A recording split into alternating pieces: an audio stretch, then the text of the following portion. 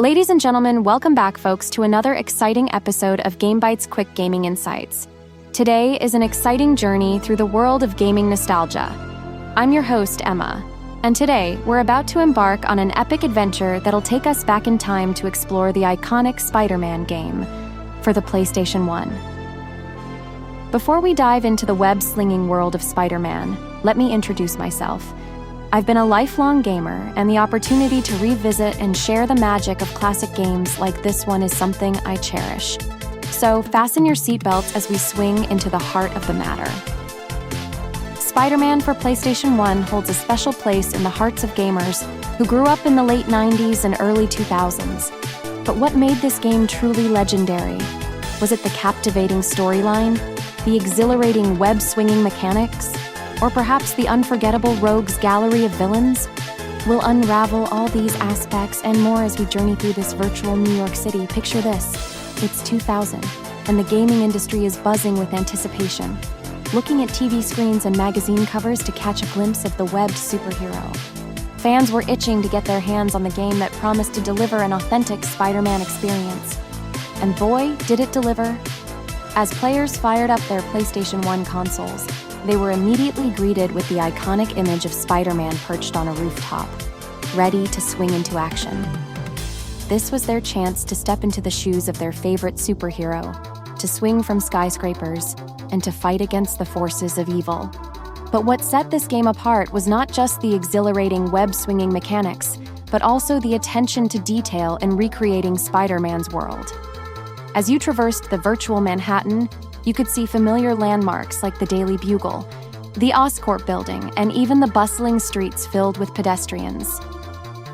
Speaking of swinging, the game's mechanics were groundbreaking for its time. It was intuitive.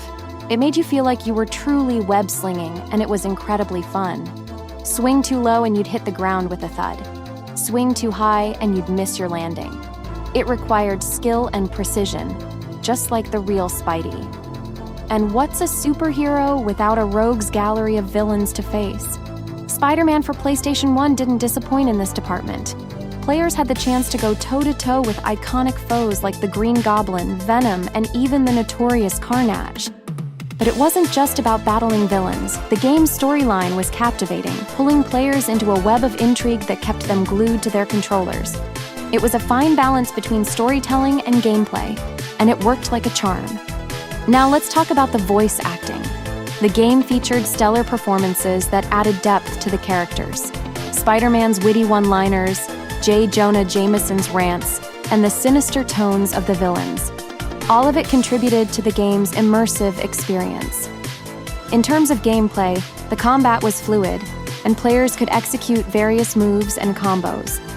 Spider-Man's agility and acrobatics were on full display, allowing players to take down bad guys with style.